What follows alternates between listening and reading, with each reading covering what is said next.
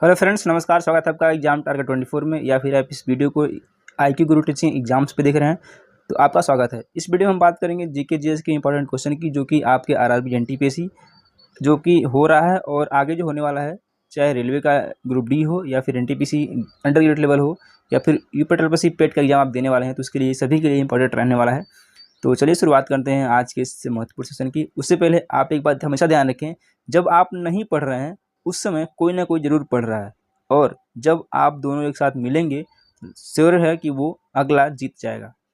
तो इसी के साथ शुरुआत करते हैं आज के इस महत्वपूर्ण सेशन की। पुस्तक द लाइफ डिवाइन किसके द्वारा लिखी गई है? अमृता प्रीतम, स्वामी विवेकानंद, श्री अरविंदो या फिर दयानंद सरस्वती। पुस्तक क्या है? The life divine. ये काफ़ी इंपॉर्टेंट पुस्तक है और डिफरेंट एग्जामों में एक बहुत बार पूछा गया क्वेश्चन है। तो जो पुस्तक है द लाइफ डिवाइन, यह श्री अरविंदो घोष द्वारा लिखा गया पुस्तक है। ऑप्शन नंबर सी करेक्ट है। इसके साथ साथ इनका मूल नाम क्या था? मूल नाम इनका अरविंदो घोष था और इनका जो जन्म हुआ था वो 15 अगस्त 1872 को हुआ था। कब हुआ था? 15 अगस्त 1872 को। और हुआ कहाँ था? ये हुआ था कलकत्ता में। और 1939 में इन्होंने ये पुस्तक लिखी थी। कौन सी? Life divine. तो इस चीज़ को आपको भी ध्यान रखना है। चलिए अगला क्वेश्चन देखते हैं। अगला क्वेश्चन है, ये भी एक इम्पॉर्टेंट क्वेश्चन है। My journey transforming dreams in action नामक पुस्तक यह किसकी आत्मकथा है? यानी कि ऑटोबायोग्राफी है। प्रतिभा पाटिल, अटल बिहारी वाजपेयी, डॉक्टर APJ अब्दुल कलाम या फिर लाल कृष्ण आडवाणी। यह जो पुस्तक है my journey transforming dreams in action, यह पुस्तक है डॉक्टर APJ अब्दुल कलाम जी की। ऑप्शन नंबर सी करेक्ट हो जाएगा। और देखिए अब जो कलाम साहब थे, यह 2002 से 2007 तक क्या थे? भारत के 11वें राष्ट्रपति थे। कब से कब तक थे ये? तो 2002 से 2007 तक थे। भारत के कौन से नंबर के? 11वें राष्ट्रपति थे। ये भी आपको ध्यान रखना है, कभी पूछ सकता है कि डॉक्टर APJ अब्दुल कलाम भारत के किस नंबर के राष्ट्रपति थे। ठीक है। और जो 2007 से 2012 तक कौन थी? ये प्रतिभा देवी ये पाटिल जी थी। यानी कि प्रतिभा पाटिल जी थी। कब से? 2007 से 2012 तक थी। और ये भारत की 12वीं राष्ट्रपति थी। चलिए अगला क्वेश्चन देखते हैं। The story of my with truth, ये है पूरा नाम है my story. The story of my experiment with truth है। यहाँ पे एक्सपेरिमेंट छूट गया है, इसको याद रखना है। The story of my experiment with truth, जो इसके लेखक कौन है? गोपाल कृष्ण गोखले, मणिलाल गांधी, देवदास गांधी या फिर महात्मा गांधी। तो ये काफ़ी फेमस पुस्तक है और इसको आप जानते होंगे, ये महात्मा गांधी जी की पुस्तक है। The story of my experiment with truth किसकी पुस्तक है? महात्मा गांधी जी की पुस्तक है। और इनका जन्म कब हुआ था? 2 अक्टूबर 1869 को हुआ था। ठीक है, ये भी आपको ध्यान रखना है। निम्नलिखित में से किस संस्कृत नाटक में चंद्रगुप्त मौर्य का विवरण दिया गया है? वृक्षकटिकम, मुद्रा राक्षस, उत्तर रामचरित या फिर मालती माधव। पूछा जा रहा है कि किस नाटक में चंद्रगुप्त मौर्य का विवरण दिया गया है। ये दिया गया है किसमें? मुद्रा राक्षस में। ऑप्शन नंबर बी करेक्ट है। अब बात करते हैं इसके जो है लेखक कौन है। तो ये जो है इसके लेखक हैं विशाख दत्त। यानी कि विशाख दत्त का ये नाटक है।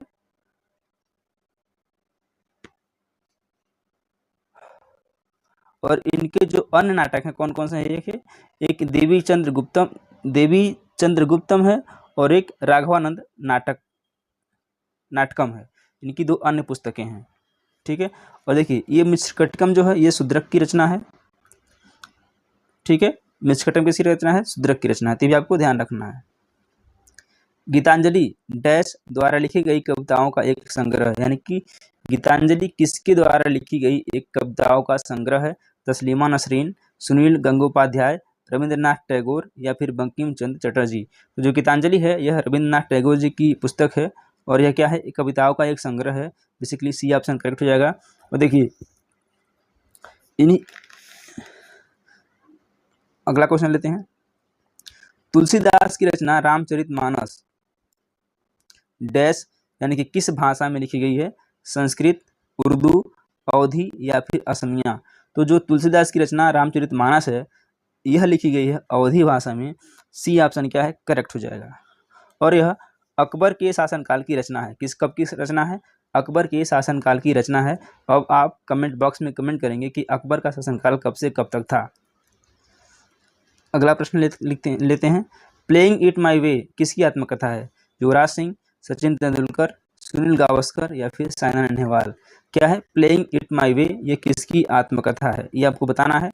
युवराज सिंह की, सचिन तेंदुलकर की, सुनील गावस्कर की या फिर साइना नेहवाल की। तो यह जो रचना है, आत्मकथा है, यह सचिन तेंदुलकर जी की है। ऑप्शन नंबर बी करेक्ट हो जाएगा। अगला क्वेश्चन लेते हैं। निम्नलिखित में से किस व्यक्ति ने किताबुल हिंद नामक रचना की थी?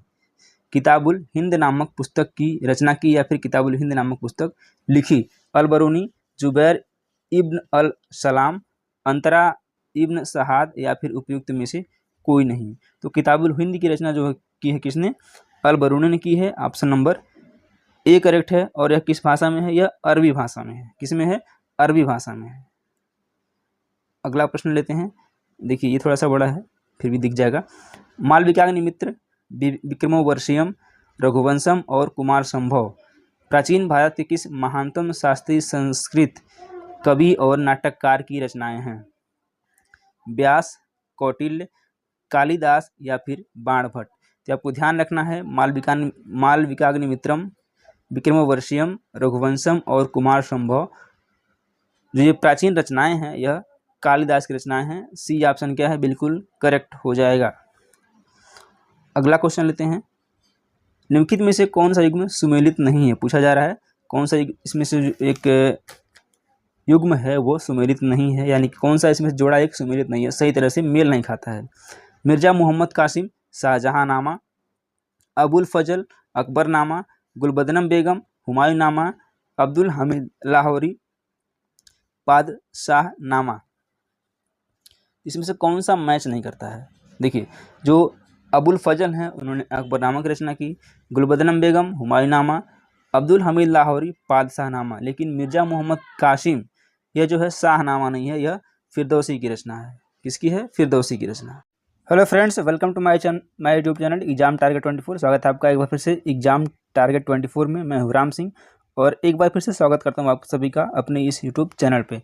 दोस्तों हम लोग कवर कर रहे हैं एनटीपीसी और यूपी टीएलपीसी पेट के लिए जेके का इम्पोर्टेंट सेक्शन, जो कि रोज़ सुबह 6 बजे होता है। और ये कुछ दिनों से सेशन ये बंद था, लेकिन अब ये कंटिन्यू हो रहा है और अब से आपको पर डे सुबह 6 बजे ये सेशन देखने को मिलेगा। यदि आप एनटीपीसी की तैयारी कर रहे हैं या फिर पेट की तैयारी कर रहे हैं या फिर किसी भी वनडे एग्जाम की तैयारी कर रहे हैं तो ये आपके लिए काफ़ी इंपॉर्टेंट रहने वाला है। चलिए शुरुआत करते हैं आज के इस महत्वपूर्ण सेशन की। उससे पहले यदि आप चैनल को सब्सक्राइब नहीं किया, सब्सक्राइब कीजिए, बेल आइकन प्रेस कीजिए, जिससे कि आपको सबसे पहले वीडियो का नोटिफिकेशन मिल सके। चलिए देखते हैं आज के सेशन का पहला क्वेश्चन लेते हैं। एक लोकप्रिय स्मारक और मस्जिद चार मीनार स्थित है, कहाँ पर है? दिल्ली में, हैदराबाद, चेन्नई या फिर मुंबई में। तो यह जो एक लोकप्रिय स्मारक और मस्जिद चार मीनार है यह स्थित है हैदराबाद में। ऑप्शन नंबर बी करेक्ट है। दोस्तों ये टोटल 20 क्वेश्चन है और 20 क्वेश्चन में आपके कितने क्वेश्चन सही हो रहे हैं इसका भी आप कमेंट बॉक्स में जवाब जरूर दीजिएगा। स्टैचू ऑफ लिबर्टी कहाँ स्थित है? अमेरिका, यूनाइटेड किंगडम, फ्रांस या फिर भारत। तो स्टैचू ऑफ लिबर्टी जो है अमेरिका में स्थित है। ऑप्शन नंबर पहला करेक्ट है, यानी कि ए सही है। कौन सा स्मारक सवाई प्रताप सिंह द्वारा बनवाया गया था? मेहरगढ़ दुर्ग, पुराना किला, हवा महल या फिर इंडिया गेट। तो यह जो है बनवाया गया था हवा महल। ऑप्शन नंबर सी करेक्ट है। किसके द्वारा? सवाई प्रताप सिंह के द्वारा। ऑप्शन नंबर सी करेक्ट है। सॉरी, या यदि पूछ ले कि हवा महल किसके द्वारा बनवाया गया था तो यह बनवाया गया था सवाई प्रताप सिंह के द्वारा। सी ऑप्शन करेक्ट हो जाएगा इसका। गोल गुंबज स्मारक कहाँ स्थित है? हैदराबाद, पुणे, बीजापुर या फिर बीदर में। तो जो गोल गुंबज स्मारक है यह स्थित है बीजापुर में। सी ऑप्शन करेक्ट हो जाएगा। अगला क्वेश्चन लेते हैं। ये थोड़ा सा क्वेश्चन बड़ा है। निम्नलिखित में से कौन सा स्मारक भारत में किंग जॉर्ज पंचम और क्वीन मैरी के स्वागत के लिए गुजराती शैली के प्रभाव से बनाया गया है? जलियांवाला बाग, सूर्य मंदिर, इंडिया गेट या फिर गेटवे ऑफ इंडिया? तो यह गेटवे ऑफ इंडिया है, डी ऑप्शन करेक्ट है। आपको कमेंट बॉक्स में बताना है कि गेटवे ऑफ इंडिया कहाँ स्थित है। अगला प्रश्न लेते हैं, सिडनी ओपेरा हाउस के शिल्पकार कौन हैं? जोर्न उटजन, Frank light right, Alwar Alto या फिर ईरो सनीनन? यह जो है जोर्न उटजन है, ये ऑप्शन क्या है? बिल्कुल करेक्ट है। अगला क्वेश्चन, किस चीनी शासक ने the great wall of China का निर्माण किया था? किन शी हुआंग, वांग हुत्सी, पुई या फिर पान चाओ? यह क्या था? किन शी हुआंग ने, ए ऑप्शन क्या है? बिल्कुल करेक्ट है। कोलेजियम जिसे फ्लेवियम एम्फीथिएटर के रूप में जाना जाता है, यह स्थित है कहाँ पर?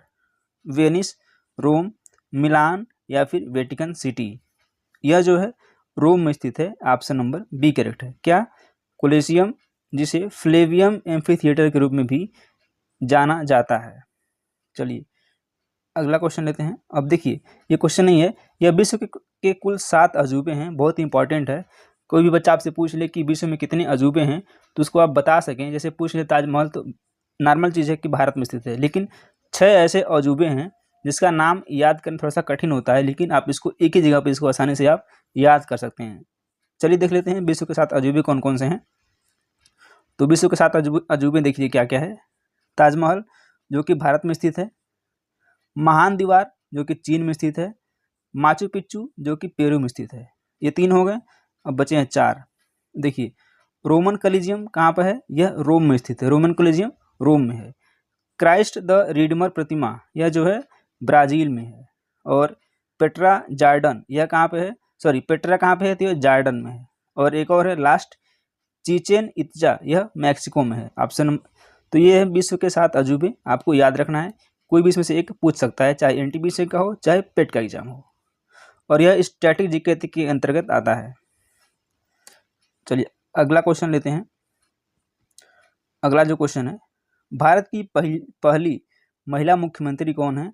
तो यह जो है सुचेता कृपलानी है, ऑप्शन नंबर बी करेक्ट है, और यह यूपी की थी।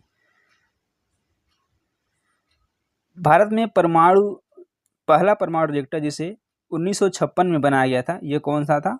कामिनी, रोहिणी, अप्सरा या फिर कुडनकुलम? तो यह अप्सरा था, ऑप्शन नंबर सी करेक्ट है। अप्सरा को ही भारत में पहला परमाणु रिएक्टर है जो 1956 में बनाया गया था। अगला क्वेश्चन, लोकसभा के पहले स्पीकर कौन थे? सरदार हुकुम सिंह, M.A. आयंगर, नीलम संजीव रेड्डी या फिर गणेश वासुदेव मावलंकर? तो यह कौन है? यह गणेश वासुदेव मावलंकर हैं, ऑप्शन नंबर डी करेक्ट है, जिसे साइड में बोलते हैं जीवी मावलंकर। अगला क्वेश्चन लेते हैं, भारत में पहले एशियाई खेलों का आयोजन कब किया गया था? यह मैं आपके ऊपर छोड़ता हूँ, कमेंट बॉक्स में कमेंट कीजिएगा। भारत के पहले विमान वाहक का नाम क्या है? भारत के सर्वोच्च न्यायालय की प्रथम भारतीय महिला न्यायाधीश कौन थी? आर भानुमति, फातिमा बीबी, इंदिरा बनर्जी या फिर इंदु मल्होत्रा? यह फातिमा बीबी थी, ऑप्शन नंबर बी करेक्ट है। अगला क्वेश्चन, नोबेल पुरस्कार प्राप्त करने वाले प्रथम भारतीय हैं कौन? रविंद्रनाथ टैगोर, मदर टेरेसा, अमर्त्य सेन या फिर सीवी रमन? तो यह कौन है? नोबेल पुरस्कार प्राप्त करने वाले प्रथम भारतीय हैं Rabindranath Tagore, A option correct है। ऑस्कर जीतने वाले प्रथम भारतीय थे सत्यजीत रे, रेसुल पुटकुट्टी, भानुमथैया या फिर गुलजार? यह थे भानुमथैया, सी ऑप्शन करेक्ट है। पहले गैर भारतीय जिसे भारत रत्न दिया गया? Martin Luther, Mother Teresa, Khan Abdul Ghaffar Khan या फिर उपयुक्त में से कोई नहीं? यह थे खान अब्दुल गफ्फार खान, सी ऑप्शन क्या है? बिल्कुल करेक्ट है। ये लास्ट क्वेश्चन आज के सेशन का, भारत के प्रथम मुख्य चुनाव आयुक्त कौन थे? टी स्वामीनाथन, सुकुमार सेन, KVK सुंदरम या फिर SP सेन? तो भारत के प्रथम मुख्य चुनाव आयुक्त थे ये सुकुमार सेन थे, ऑप्शन नंबर बी करेक्ट है। चलिए ये थैंक यू का बोर्ड, थैंक यू आ गया आपके लिए।